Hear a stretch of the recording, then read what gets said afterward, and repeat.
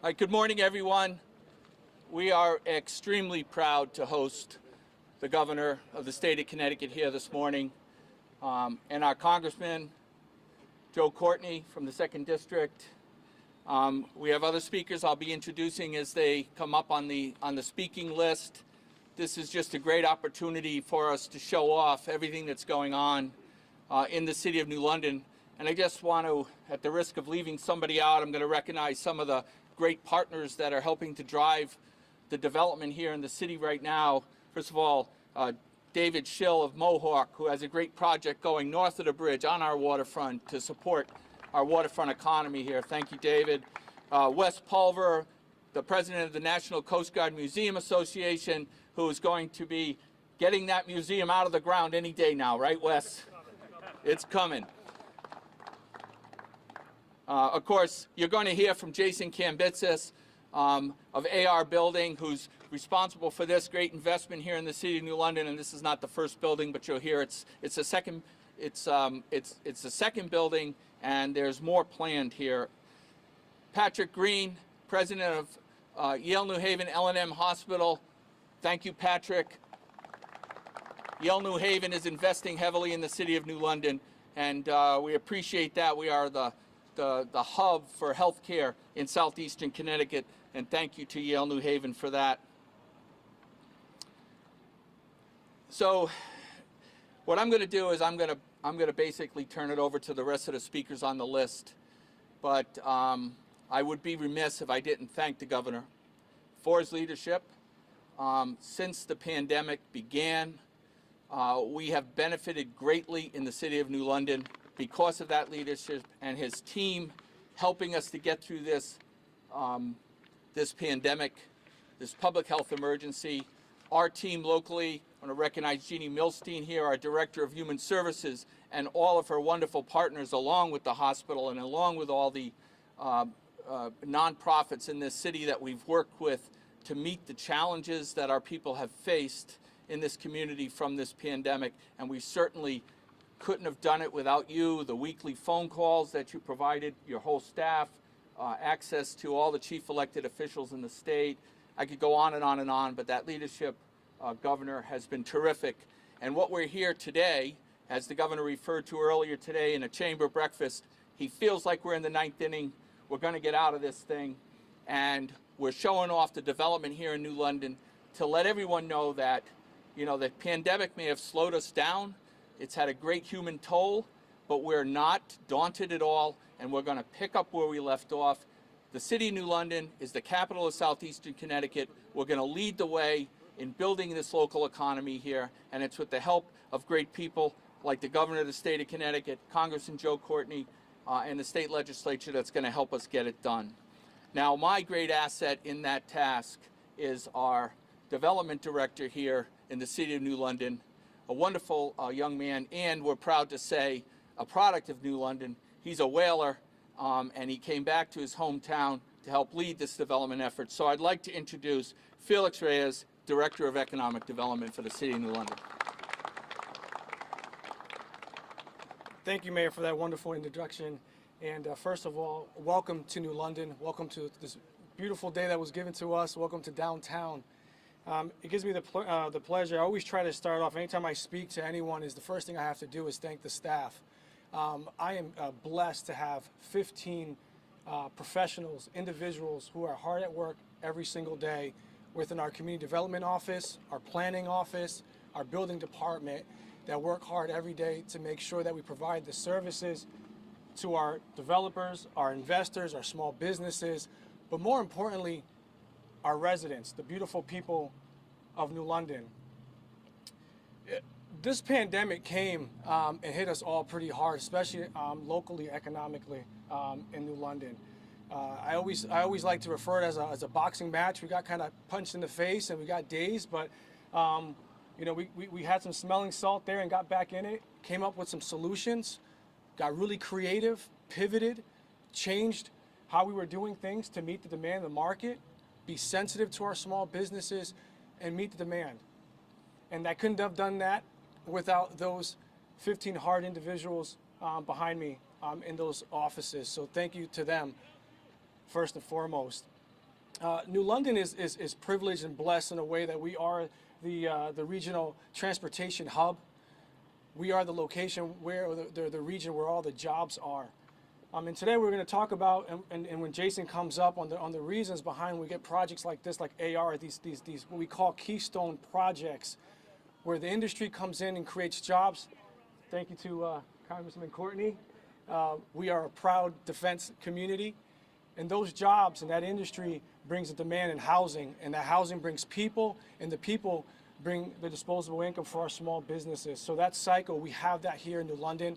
Our portfolio is diverse in many sectors, and although this pandemic has been rough to us in a few of our sectors, we stand up here proud, we stand up here strong, we stand up here committed, confident, and extremely optimistic that, as the mayor said, we will be the regional leader moving forward and get through this difficult time. I'll also like to mention just quickly all the department heads from the City of New London. Anything that has to do with economic development, we all have stake in the game. We're all involved, from our Public Works Department to our Fire Chief, Police Chief. So everyone has a hand in this, and our office wouldn't be able as successful as it is without their help. So thank you to them as well. So I'll leave you with this. Being a kid from New London, a product, as the mayor has mentioned, it gives me no better joy to come here every single day and put in the work that it takes to make this city even better than it is. We're a community of beautiful people, a diverse and cultural hub, and there is no better place to be right now than the City of New London, and we're extremely, extremely excited about our pipeline, our growth, and our future prosperity. Thank you.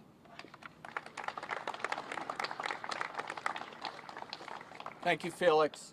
An amazing young man that's working incredibly hard for the city. I'm happy to have him as a partner. I want to recognize another important partner of ours in this city who is here today, Crosstown Ferry. Representing Crosstown is Stan Mickus. Thank you, Stan, for being here.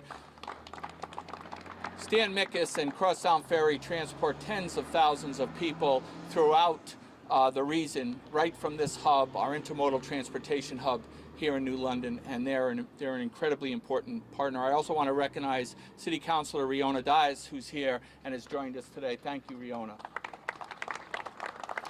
And with that, I want you to hear from really the first company that recognized, when I first got elected 5 years ago, the first company that recognized the potential of this city.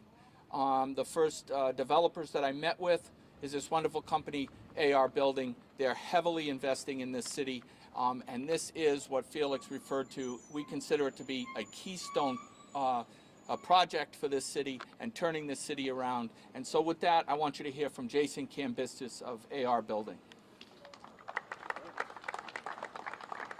Thank you, Mayor. My name is Jason Cambitsis, Senior Vice President of AR Building Company. Thank you all for being here today. I mean, working in New London has been a fantastic experience. I may not be a whaler like Felix. I'm just a kid from Pittsburgh, but sometimes I feel like a child of New London because they've embraced us so much. Working with the community here and the local politicians, including the mayor, has only been a fantastic experience. Behind you here today, we have our new project called The Docks. It's going to open in June of this year. It's 137 units, combined studios, 1 bedrooms and 2 bedrooms. This is part of our large investment we've made not only in New London, but also in southeastern Connecticut of over $150 million. This project represents 3 that currently are in New London, Connecticut. Working in Connecticut has been fantastic. I mean, there's so much opportunity in this town. Sometimes people don't see the opportunity they have in front of them. Coming from Pittsburgh, city that's full of a renaissance, you can start to see an evolution from a manufacturing town to an eds and meds town, and we're starting to see a town that's on the rise. New London has so much to offer, from the waterfronts to its location, to really becoming a secondary location for people wanting to leave the bigger cities. We're very excited to be here. We're only excited to do more, and we're proud to be a partner of this community. So With that, I'm going to hand it back over to the mayor and say thank you very much for being here today. Thank you, Jason, and thank you for getting it done for the City of New London and leading the way for us and providing great housing for all the folks who want to move into this culturally rich urban center. Next up, I'd like to introduce the senator for the 20th District here in Connecticut, Paul Formica. Thanks, Mayor. Thank you all very much. Mayor, thank you. Congratulations on all your hard work and vision as it's coming true right here in this great city. This city's always had great bones. It's always had great history. It just needed that wonderful team of leadership and people to believe in them on the state level. And we're seeing the results of that right here. All of these people living here in downtown New London are going to provide the economic opportunity to grow Bank Street moving forward, State Street, and the rest of the city. Manufacturing is alive and well in Groton, growing here in New London with Electric Boat. Wind turbines off the coast are going to provide some more opportunity. Thank you, Congressman, for all your work on that manufacturing. It will drive auxiliary vendors and businesses here. Take advantage of that pipeline that we have and the great workforce that we have right here in southeastern Connecticut. New London is the springboard for economic opportunities for the rest of this great district, and I really look forward to watching this evolve. And thank you, Governor, for all you've done to support what we have going on here in New London. And you know, off we go. And as soon as that Coast Guard Museum comes into place, it's going to offer more recreational opportunities for the people that live and work here to really grow here and stay here. So congratulations to this great city and the team that makes it possible. Thank you. Thank you, Mayor. Thank you, Senator, for all the work you do supporting our efforts up in Hartford. We also are blessed to have two tremendous state representatives. Unfortunately, Representative Joe Delacruz could not be with us here today, but we do have Representative Anthony Nolan. Representative Nolan works tirelessly for the City of New London, and he served the City of New London. He serves the city as a police officer, or as he would say, a peace officer. And he served on the City Council for numerous terms. I'm not going to try to guess, but I was honored to serve with him on the City Council, and he served as president of City Council before we sent him to Hartford to do our work for us up in Hartford, and he does a tremendous job at that. So I'd like you to hear from Representative Anthony Nolan.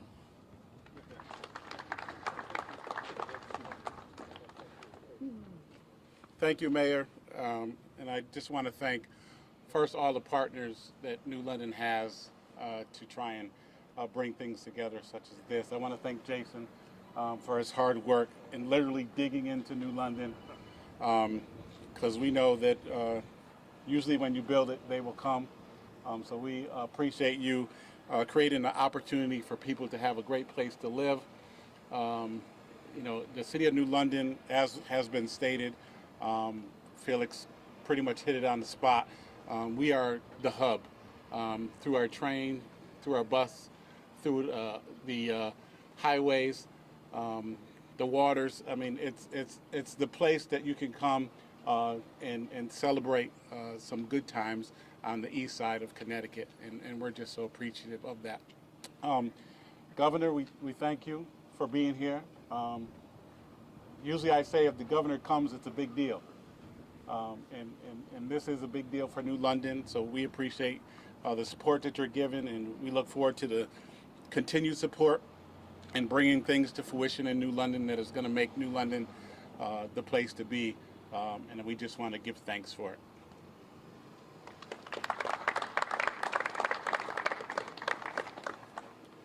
So all this development in New London and in the region represents jobs.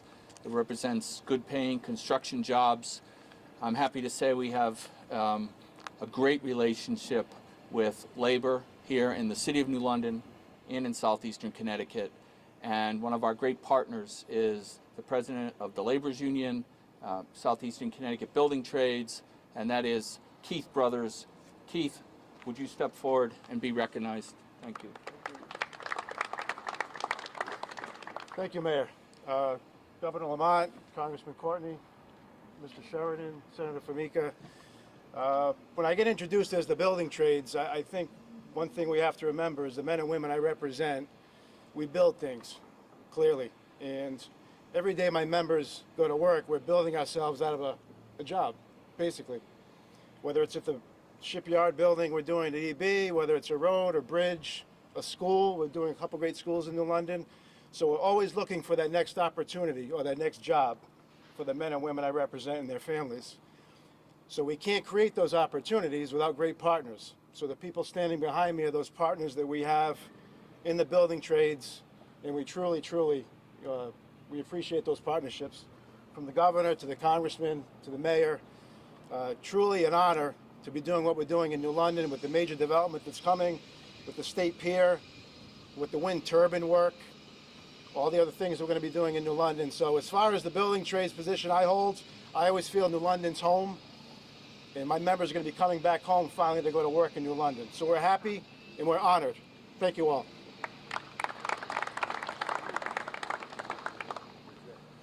Keith and the workers that he represents do incredibly great work for us. As he mentioned, they're currently building a new high school for us, a new middle school.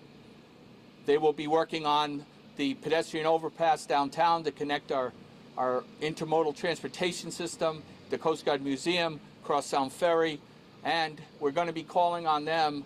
Because of all this development, we're able to invest in ourselves, and we'll be calling on the building trades to help us construct a 62,000 square foot, $30 million community recreation center down here on the Fort Trumbull Peninsula. That will break ground this year, ladies and gentlemen, here in the city of New London.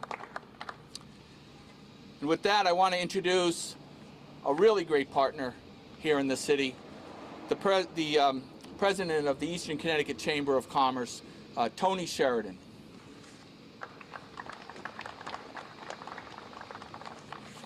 Thank you, Mike, and thank you, Jason. Obviously, this speaks volumes here for the City of New London. But you know, we live in the moment so much, and we're so busy, we tend to really work on our daily chores, and we tend not to step back and think about, well, what caused all of this to happen? Why are we here? Well, you know, if you go back and do a little bit of research, in the early 19th century, one of the world's three busiest whaling ports, New London. The resulting capital led to investment in architecture, shipping, and manufacturing. First submarines in 1812. The growth of the submarine base, the Coast Guard Academy, the training station, and training school. The early 20th century, at the turn of the 20th century, New London and Groton were investing in forward-looking institutions focused on education and industrialization. Area key institutions firmly established in the 20th century: Electric Boat, 1899, Connecticut College, 1911. The mayor and my alma mater, I just wanted to mention that. The Coast Guard Academy in 1915, the Navy's first submarines at the Naval Base, 1915. Lyman Allen Museum and the Guard Center, 1926. First nuclear submarine, the Nautilus, 1954. Pfizer's in 1946 manufacturing and 1960 research laboratories. The turn of the 21st century, the region's economy, New London's economy, continued to benefit from its natural assets. The Thames River and its deep port, leading advancement in green energy, underwater research and manufacturing, Electric Boat, recent contracts for the Columbia and Virginia class submarines, Ørsted and Eversource, and the state's partnership for a green future, and the supply chain that needs to be developed as we move forward with this incredible opportunity, all of which dramatically improves the quality of life of our citizens in the region. Now, there are two common threads that run through all of this. One is our water, our deep harbor. But the second is leadership, and that's incredibly important. And Governor, thank you for your leadership, not just through the pandemic, but quite frankly, the pulling together the agreements with the Native American tribes, with the Eversource, Ørsted. Think about that partnership. It's an incredible partnership, public-private partnership There's nothing like it in the region. So, and of course, the mayor and Congressman Courtney. Congressman, you are, I know, a big part of all of this. So it's all greatly appreciated and will all lead to a greater quality of life for Eastern Connecticut. Now, I'd be remiss, I just see Dr. Stephen Cohen, the chair of my board at the Chamber. Thank you for being here, Steve. Thank you. Thank you.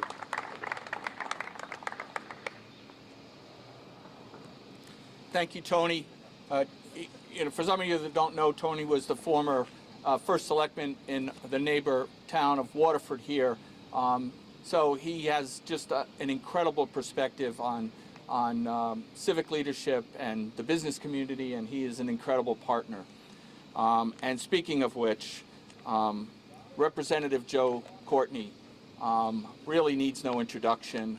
And here in New London and across the river, the submarine industry is the backbone of our local economy. We recognize that, and nobody works harder to support that industry than Congressman Joe Courtney. He's going to correct me if I'm wrong, but I can't keep track of the value of the contracts right now that he's brought to this area. I think we're up to $40 billion of submarine contracts. So just think about that. Just think about that. And we appreciate that here, and we appreciate him, and I certainly appreciate his advice and counsel. Congressman Joe Courtney. Well, thank you, Mayor. And I was thinking if we held this press conference in this site probably 3 or 4 years ago, it would have been dead silent.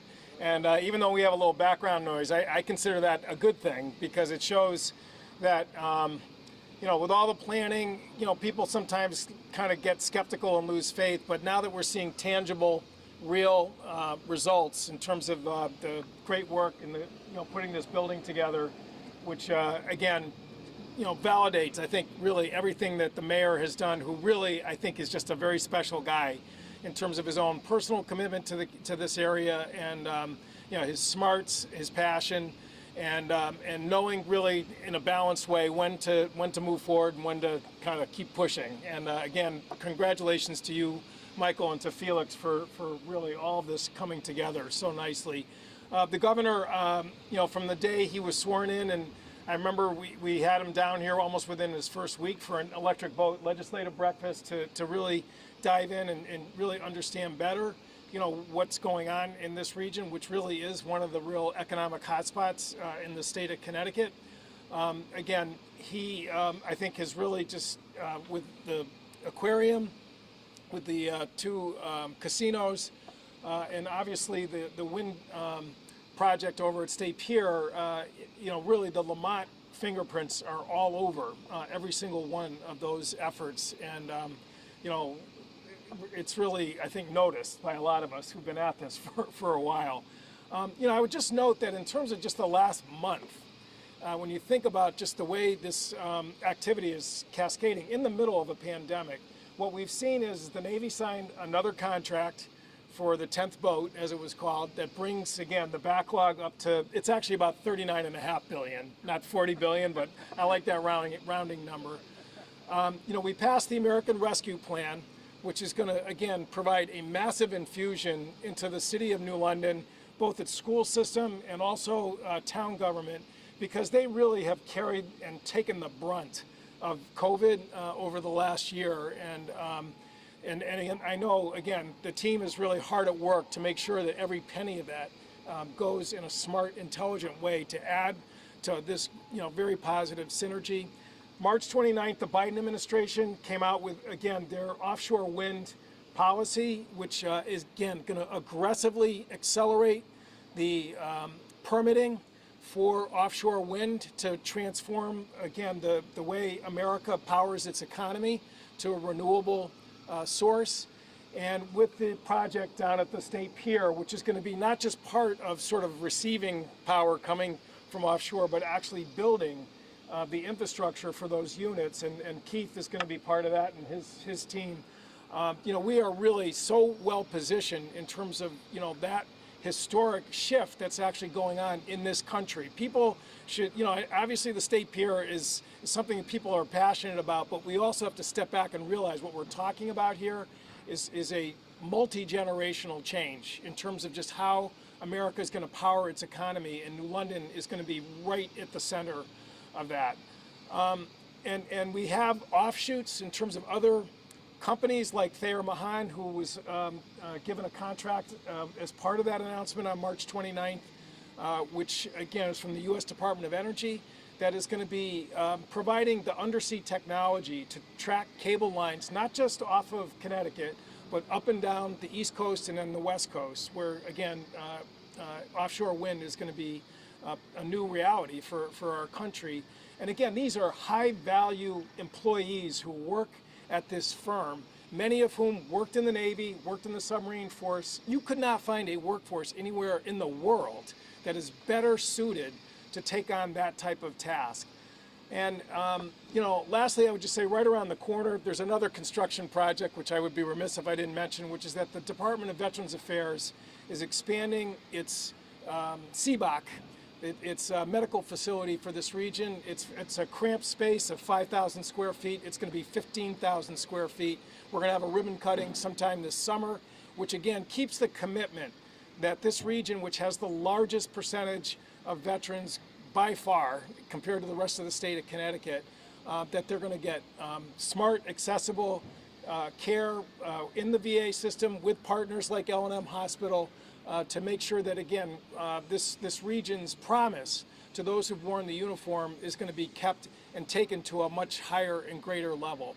So again, it's we can do ribbon cuttings now for months in terms of just what's the activity that's going on here, and no city deserves it more.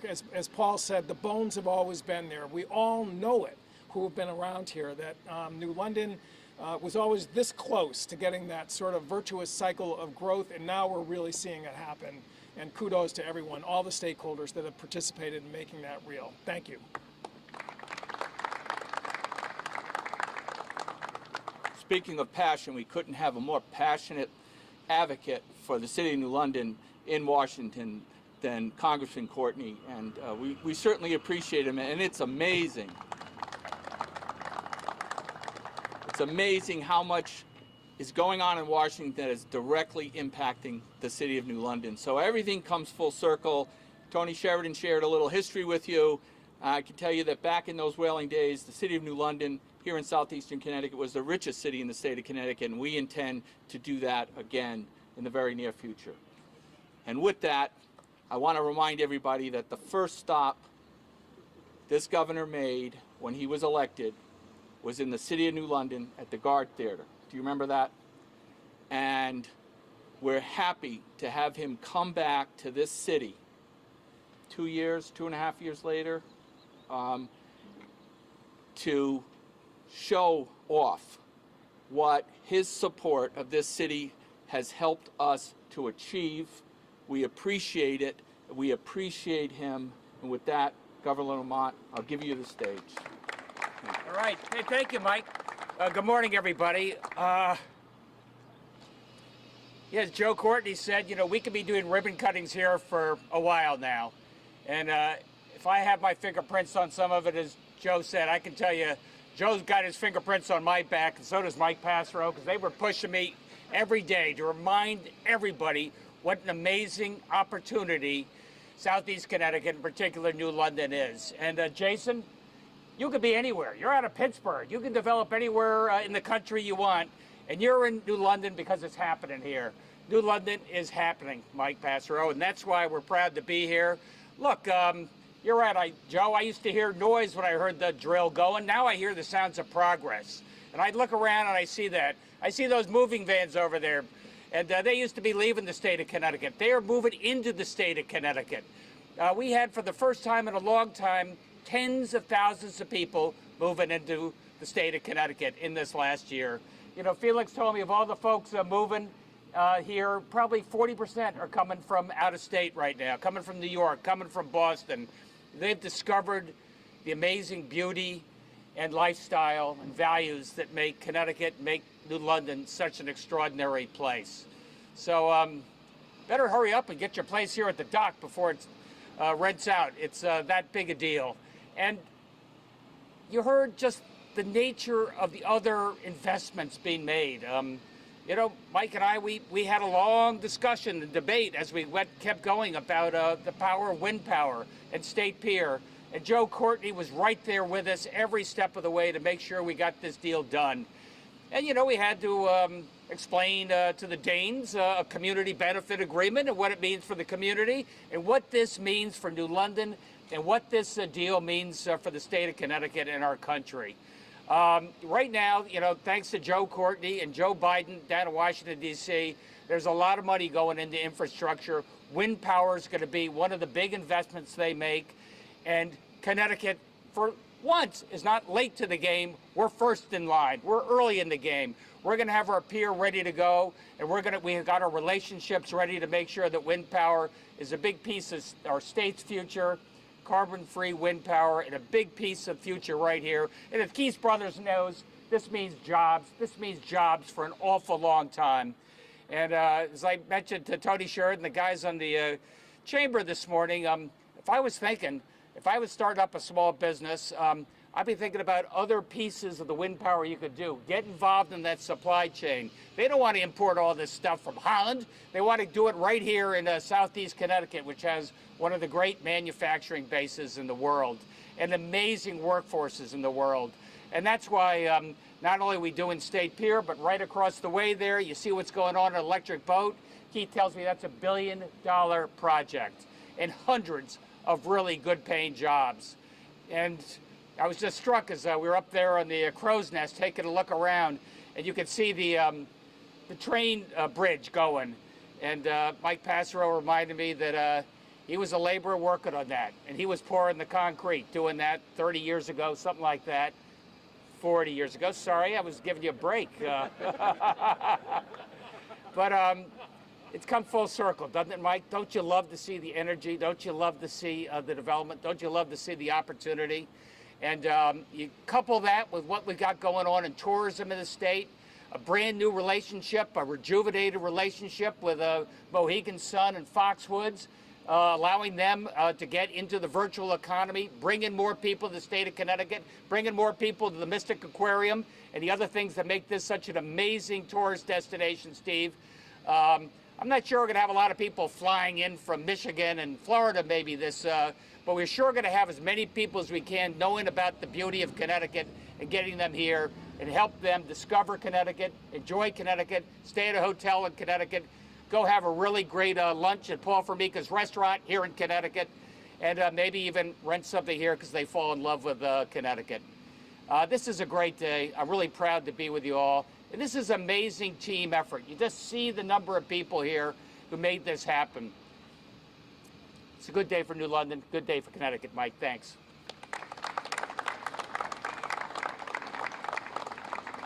So the governor is going to take questions?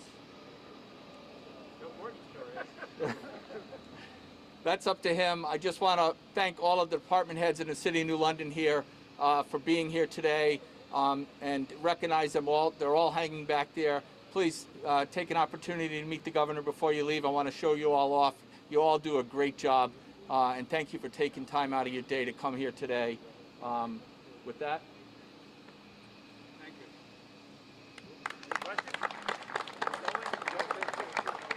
Are you going to take questions? Yeah. Hey guys, can you talk about the economic impact of what's happening at State Pier? Can you talk about the overall economic impact?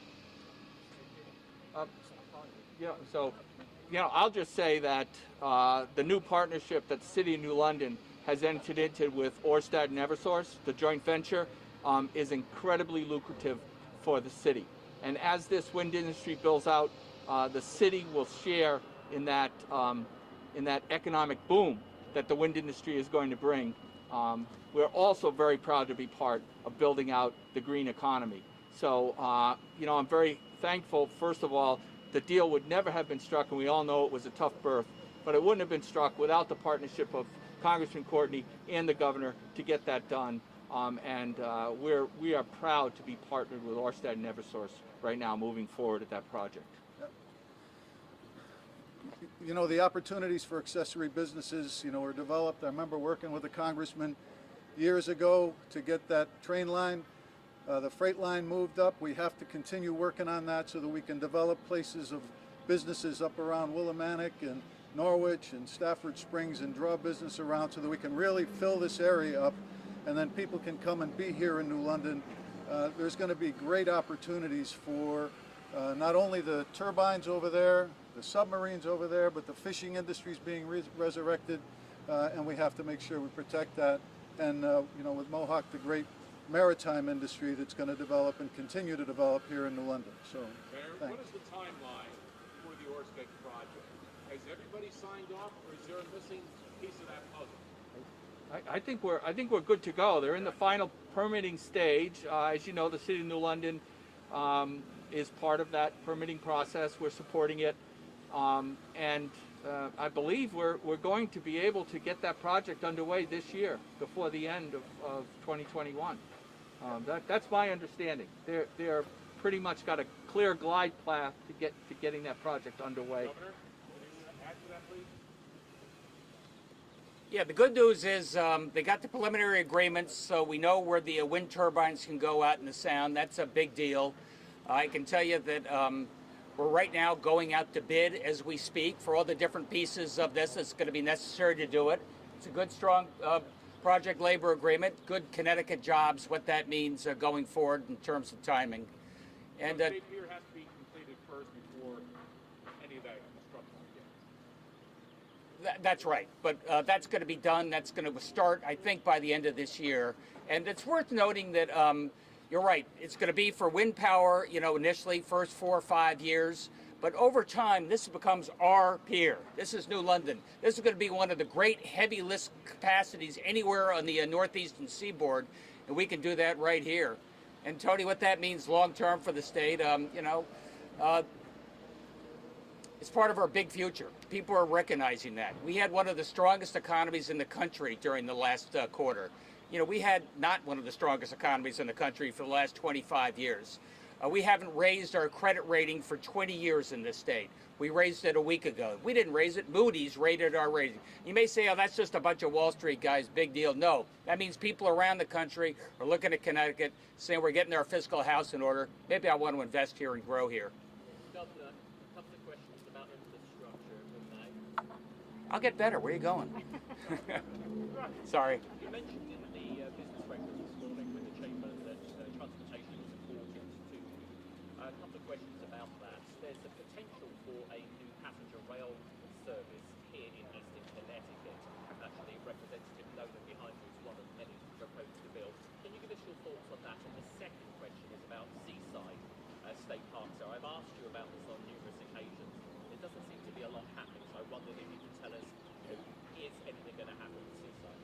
Well, the first piece on transportation, and look, Joe Courtney took a real lead in making sure we have a transportation link that interconnects with New London, freight travel, freight rail, right to our state pier, what that means in terms of future development. Anthony mentioned the same thing. Look, we're going to have billions of dollars coming to the state of Connecticut broadly for infrastructure, in particular for transportation. We have old, sagging transportation infrastructure. We know what that difference that can make. I'm afraid I always remind the state legislature, we don't get something for nothing. We'll get 8 or 9 to 1 leverage from Mayor Pete and what's going on in Washington, but we have to be able to pay for our share. And I've given the legislature ways to do it, and they don't like my way to do it. You've got to come up for a way for us to pay for that share, or else we're going to lose this opportunity. Look, Seaside, I think, I don't know, I keep getting myself in trouble on Seaside. I look at that place, it looks like it's fallen down a little bit to me. I think there's a better use for it. I am told that right now it's a park, and once a park, always a park. So maybe I'll ask Paul Formica what flexibility we have there.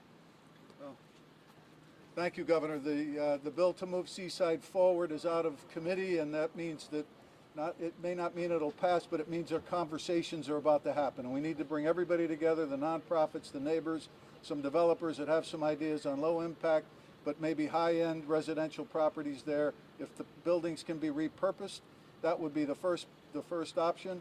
But we have to really look at it because it's been, you know, sitting for far too long, and we need to make sure we do something with it before something dangerous happens. But I think a combination of a park, it's always going to have public access, and some type of low-impact development to provide tax revenue to the city and the state, I think is the best way to go forward. So I'm hopeful to have those conversations to move that forward.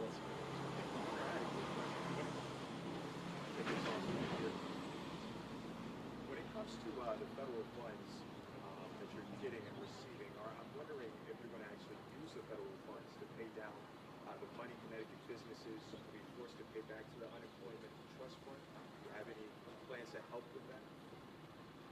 I can start with that. The question is the unemployment trust fund. Obviously, we had some of the highest unemployment this state and this country has seen, and that drained our trust fund. We were putting money into it for the last year, but not enough to support something like this. I'll ask Joe Courtney. I mean, if I was down in Congress, I would say make some of those loans into a grant. This is true of 50 different states across the country. If some of those loans became a grant, that's lower taxes in small business and allows them to get going. Short of that, I think we'll have to do what we can as a state to put some of that money in there. I prefer putting it into economic development and education, but we'll see what Washington does. Joe? So right now, I think every governor and every municipal leader is holding their breath, waiting for Treasury to issue guidance based on the American Rescue Plan. Again, it was signed into law, I think, on March 11th by President Biden, and basically they have 60 days to start dispersing money. It's got to go out. So the guidance in terms of what are you permitted to use that money for is either going to be concurrent when those payments are sent out, or it'll be shortly before it. We wrote the law to be pretty flexible.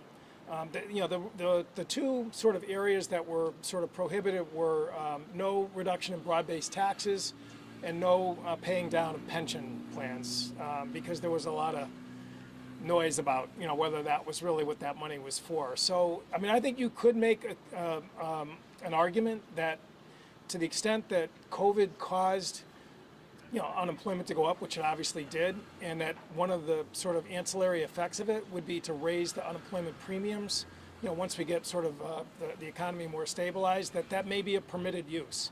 But I would say right now the governor should, he's right now, like everybody else, just waiting to see what Secretary Yellen, puts in her guidance to provide a roadmap for how money is spent. Governor, can I ask you a question about the recent passing of the marijuana bill by the Judiciary Committee? Can you tell us a little bit more about that? And there's obviously still another bill to go through. Can you have your thoughts on that? The question is about the marijuana bill that just came out of Judiciary. I think there's going to be a couple of more iterations on this. But my feeling is, look, right down the street in Massachusetts, it's legal. People are driving there. I see Connecticut, I'm told you would see Connecticut license plates at the dispensary. And pretty soon the same thing in New York. So I think it's time for Connecticut to do this on a very regulated basis. Otherwise, I don't want to also surrender it to the underground market, which is really dangerous. That said, now, legislature's got their fingerprints in, and how you disperse the money and how you do that in a fair way is going to take a couple more loops, but I think we'll get it done. It was a bit of a slim pass by way of the voting. I think it was only 6. It passed by 6. So, I mean, do you feel that you do have the support for this? Marijuana is sort of interesting to me. When it goes to a vote of the people through some sort of a referendum, it passes overwhelmingly. When it goes through a legislature and a lot of telephone calls are made, it's slim or doesn't pass. We're trying to do it through the legislature. Folks are elected to make a decision, and we'll see where it goes. If it doesn't, it'll probably end up in a referendum. Thanks, everybody. Oh, can I ask you one question? This vote. That's it. The surge in the coronavirus, any concerns with that in New Jersey and New York? And No. Any changes here? No, we're in good shape here so far, but we're watching it, believe me. Thanks. Hey, Mike.